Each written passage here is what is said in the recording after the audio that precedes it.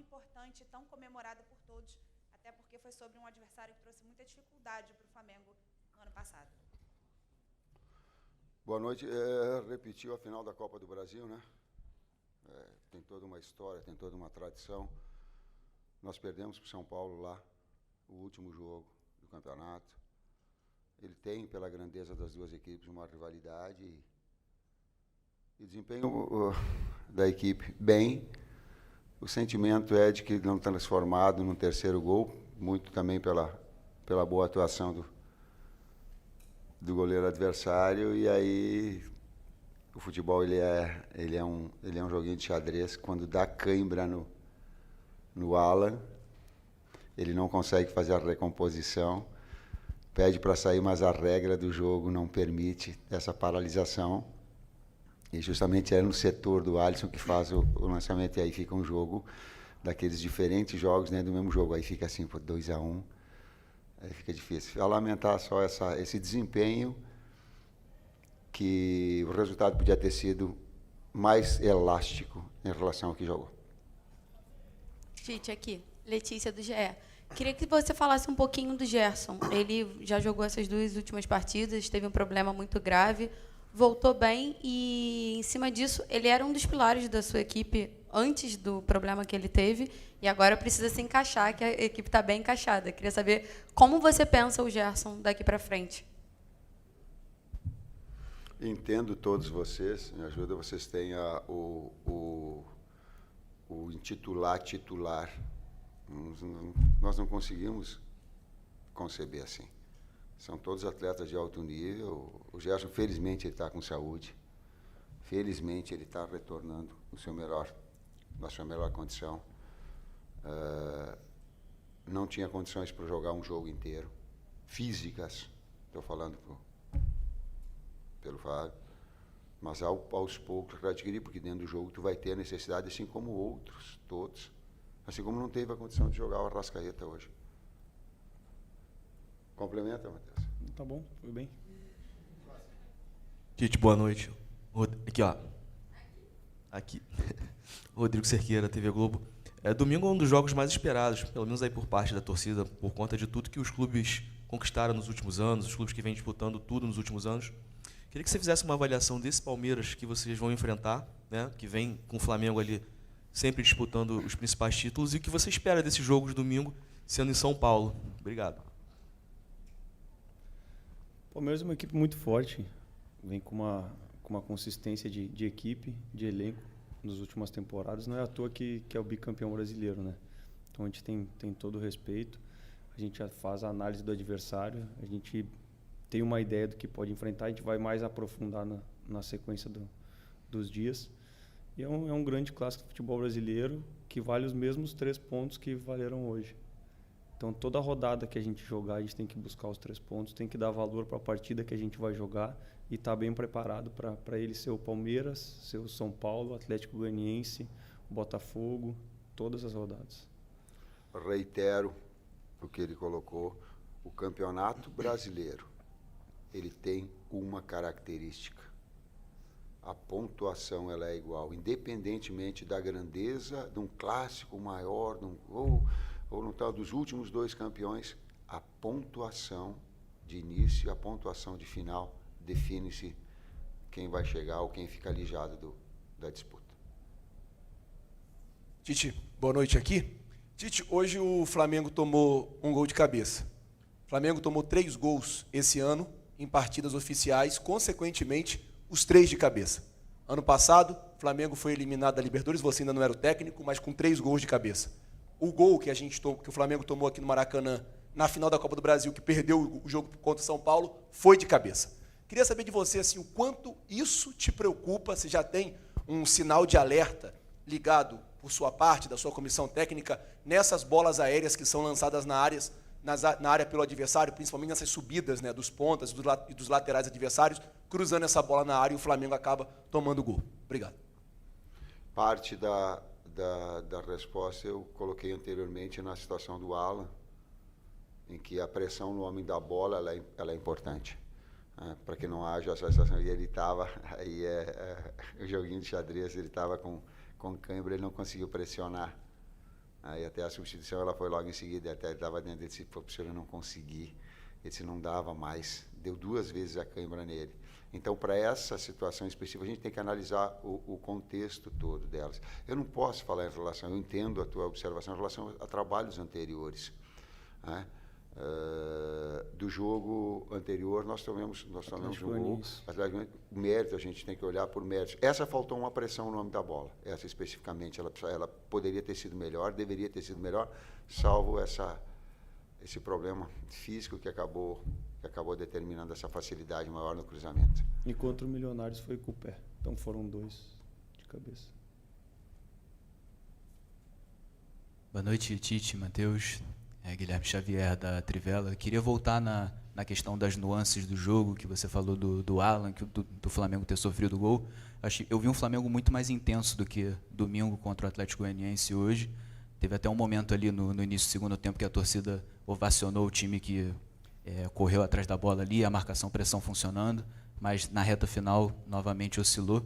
Queria perguntar para você se você acha que o time oscilou ali naquela reta final por conta do desgaste físico, ou se foram as alterações, o que você acha com relação a isso? Existe um jogo de futebol que ele é um jogo mental e que confiança ela acaba gerando. E se vocês olharem todos os jogos, ele tem esses componentes. Todos. Fases, quando eu falo jogos dentro do mesmo jogo, são fases que tem. Nós estávamos muito perto de fazer o terceiro. Aí tu toma o segundo, fica um pouquinho para jogar. Depois retomou de novo, nós estávamos muito perto de fazer o terceiro. Saiu na cara do gol o Eric. Nós tivemos outras oportunidades de finalização de média. Eu brinquei com o BH, eu digo, até coloquei, eu substituo o defensor com cãibra, atacante, tu vai respirar um pouquinho, vai alongar um pouquinho, porque eu vou deixar o tempo todo. Porque ali eu pode daqui a pouco arriscar, a menos que seja uma condição de lesão. Eu digo, pode, já que eu não tiro mais. Então, ela tem esses aspectos dentro do jogo. Goiás, o Flamengo jogou 10 jogos, foi informações, 10 jogos lá em Goiás. Ele tinha perdido 5, empatado 3 e vencido 2. É muito difícil jogar, pela qualidade do adversário, pelo clima, porque tu não consegue o horário, tu não consegue impor um ritmo mais forte às vezes. O clima tem interferência nesse aspecto. Hoje nós tivemos que tirar o Arrascaeta. Tu acha que eu quero tirar o Arrascaeta?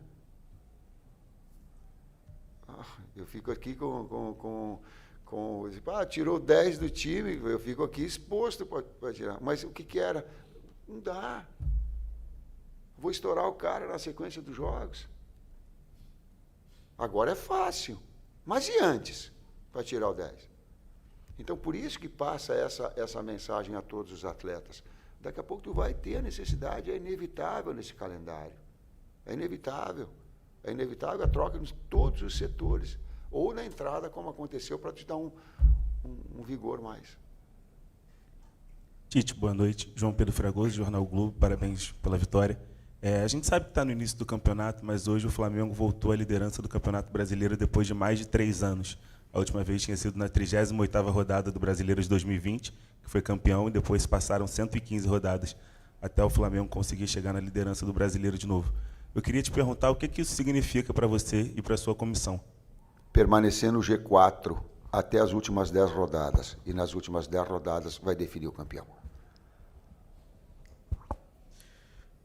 Professor, boa noite. Igor Siqueira, do UOL. O senhor mencionou a situação da Rasca agora há pouco, mas queria entender um pouco qual é o planejamento de vocês, considerando não só o próprio Arrascaeta, mas o time como um todo, considerando que vem aí um jogo no sintético e o outro na altitude. Nessa questão física, dessa rotação do elenco, já antecipou a poupar o Arrasca agora, pensando nesses 2 jogos, como é que está? Sei que o Fábio não está do seu lado hoje, mas enfim, vai sobrar para você e para o Matheus explicar, por favor. Está correta a pergunta, está coerente a pergunta, só que não é poupar. Nós não poupamos. Não dava, senão ela passa uma conotação para quem ouve assim que a vontade dele, ele poupou o cara. Não poupei, não. Decido, sim, é claro, mas tem todo um aparato de... E a gente É exatamente o que tu falou. É primeiro preparar para o jogo no sintético. E aí depois a gente preparar para o jogo na altitude. Fica muito difícil a gente projetar o que a gente vai fazer quarta-feira tendo esse confronto no domingo. Então a gente tem que recuperar, ver sexta-feira como é que estão os atletas, ver o que a gente pode continuar fazendo para domingo. E aí depois a sequência. Tite, Matheus, Raiza Simplício aqui da Gol Brasil. Tite, há 2 coletivas, se não me engano, você comentou que logo após o jogo contra o Nova Iguaçu, né, comentou que se reuniria com a diretoria para conversar sobre planos, sobre questões de prioridades, planejamento, até por conta também desse calendário desgastante. Queria saber se já houve essa conversa. E, se você quiser, né, falar sobre essa questão das prioridades, a gente sabe que vem aí uma sequência muito difícil. Saiu o adversário do Flamengo na Copa do Brasil e é mais uma viagem longa, né, um clima também bem quente. Eu queria que você falasse um pouco sobre isso. Lutaremos por todos os títulos, pode ter certeza. Agora, também não faz parte de mim ser mentiroso, não falar aquilo que eu acredito, não falar a minha verdade, né, com respeito a todas as outras opiniões. Sei que a torcida quer também, tem. Agora, é quase que humanamente impossível tu conquistar todos os títulos. Vai ter algum momento que vai se estabelecer, e agora? Tem 2 jogos importantes, o que nós vamos fazer? Decide, não dá para ter o Arrascaeta nos 2, aonde a gente vai ter? Não dá para ter... nos 2, o que vai fazer? Quando eu falo de prioridades, é nesse aspecto. Não é de preferir e nem de abrir mão. E até aí também não está expondo os atletas a um risco de lesão muito grande, né? Porque às vezes a gente fala prioridade, parece que a gente vai tirar um monte de atleta de um jogo. Não, vamos botar aqui para escolher o próximo. E como a gente vem falando, a gente escolhe o jogo a jogo, né? A gente avalia jogo a jogo. Então, quando a gente vê que um risco de lesão, que o atleta já está num declínio de performance, alguma questão que a gente tem que ter um cuidado maior, esses são os pontos que a gente fala. Deixa eu falar para o torcedor flamenguista. Eu estudei bastante, então eu consigo até para ele avaliar. A gente tem o aspecto físico do atleta. Tem um aspecto de termografia do atleta. Tem um aspecto fisiológico do atleta. Tem um departamento médico, tem o relato do atleta quando ele está sentindo mais. Então, não é assim uma coisa que vai. Claro que aí no final eu decido. Se ele é clínico, se ele é retirada, é saúde fora. Mas ele, em termos de fisiologia, claro, eu vou trazer essa decisão minha final. Mas tem um monte de situações. Tem um aspecto mental. Eu lembro que um Gerson uma vez colocou, ele disse assim, é lindo jogar no Flamengo, mas também é uma responsabilidade muito grande de desempenho, que está sempre sendo cobrado com alta performance. Então, quando a gente faz isso para o torcedor compreender, não é, vontade, acordou e disse, tem que segurar o cara. Tá? Não, a gente procura cientificamente, volto a dizer, cientificamente, a análise para que a gente possa tomar essa decisão. Professor Tite, boa noite. Matheus, parabéns pela vitória. Eu sou Bruno Vilafranca, do SBT. Eu queria que vocês falassem, ou um de vocês falasse, sobre o setor defensivo do Flamengo. Né? A gente sabe que o setor defensivo começa lá no Pedro, ou em quem estiver lá no lugar do Pedro. E a gente está vendo que, por mais que o Flamengo tenha sofrido um gol hoje, o Flamengo tem sofrido muito poucos gols durante o que aconteceu esse ano. Então, eu queria que vocês avaliassem, independente do gol sofrido hoje, se está dentro daquilo que vocês imaginavam, se por conta desses últimos gols sofridos nessas últimas partidas, né, Milionários, Atlético Goianiense e agora o São Paulo, se tem alguma coisa para rever, imagino que sempre tenha algo, mas, enfim, se mudou alguma coisa. Então, gostaria que vocês dessem uma palavrinha a respeito desse sistema defensivo do Flamengo. Obrigado e parabéns. Sistema num todo, a equipe se defende e a equipe ataca. Pega os últimos, talvez, 6 trabalhos aqui e vocês vão ver que nós temos uma média de 2 gols. A melhor média, se não a melhor, uma das 2 melhores médias de gols feitos.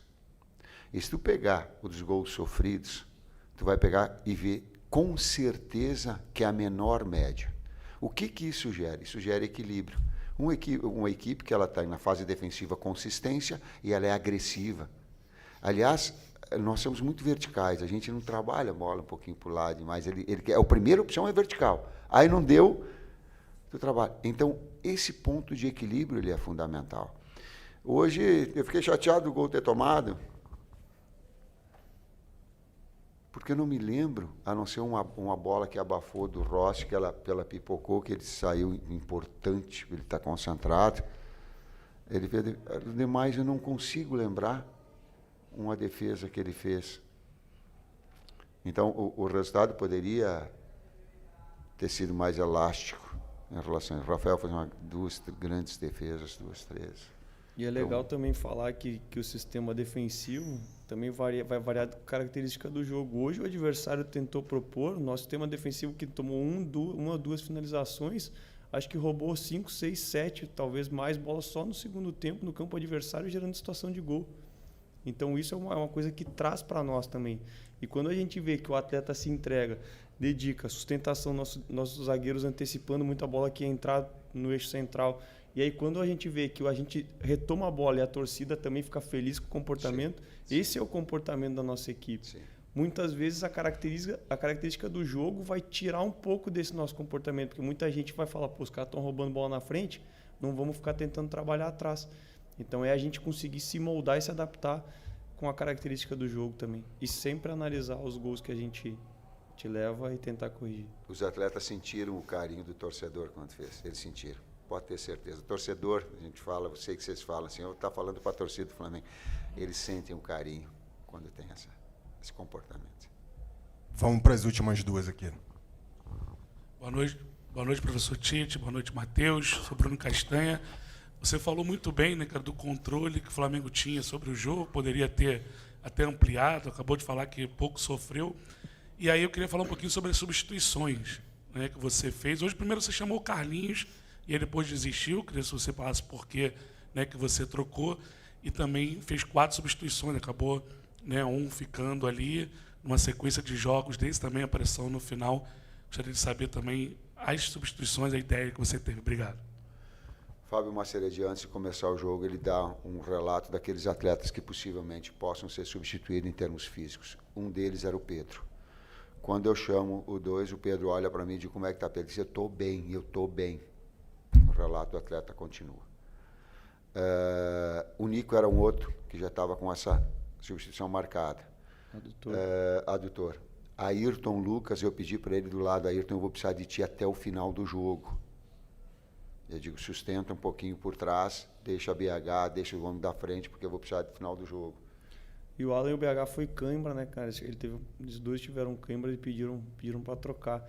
E aí, quando a gente perde a primeira substituição no primeiro tempo, com acho que 10, 11 minutos, aí a gente fica muito atrelado ao que a gente vai fazer no segundo tempo, porque a gente tinha 4 mexidas mais 2 paradas.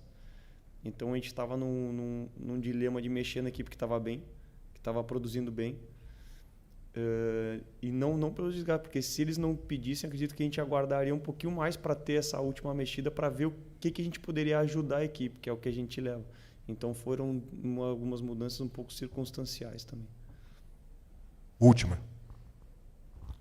Boa noite, Tite. Boa noite, Matheus. Parabéns pela vitória. Tite, eu queria que você falasse sobre o início de campeonato do De La Cruz, né? O Nico, que em 2 jogos tem 2 gols e 1 assistência. Hoje ele jogou um pouquinho mais avançado por conta da ausência do Arrascaeta e tomou conta do meio-campo. Foi muito ovacionado pela torcida, tanto ele e o Bruno Henrique, pelo gás que eles deram, principalmente no segundo tempo, né? Eles correram o jogo todo, mas no segundo tempo a gente viu uma intensidade do time todo que a gente não via nos últimos jogos, principalmente no segundo tempo dos jogos.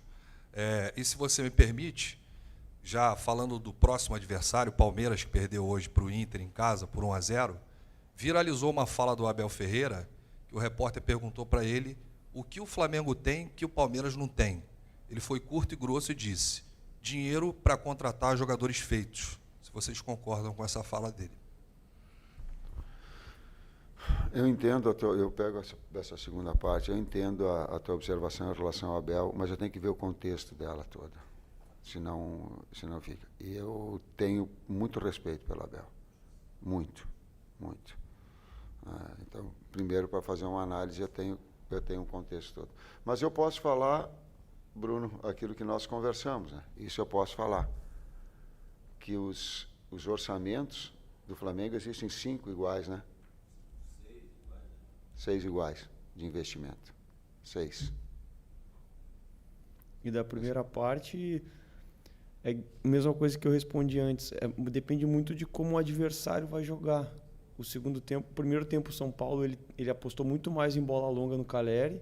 Então fica difícil a gente ter uma intensidade, uma sequência de bote, de marcação agressiva, se eles não estão trocando passe. Foi a mesma situação que aconteceu contra o Atlético Goianiense. Então ficava difícil a gente impor uma intensidade de marcação se o adversário não tenta trocar passe. No segundo tempo eles fizeram linha de 4, baixaram os 2 laterais, abriram os 2 zagueiros e vinha sempre o Alisson e o Pablo Maia para construir. Então a gente conseguia isolar de um lado e fazer pressão, isolar e fazer pressão, isolar e fazer pressão, inclusive com salto em goleiro. Então muitas vezes é a característica do jogo que vai pedir uma ou outra adaptação nossa. É bom esse cara. É isso, gente. Boa noite. Obrigado, Tite. Obrigado, Matheus. Até a próxima.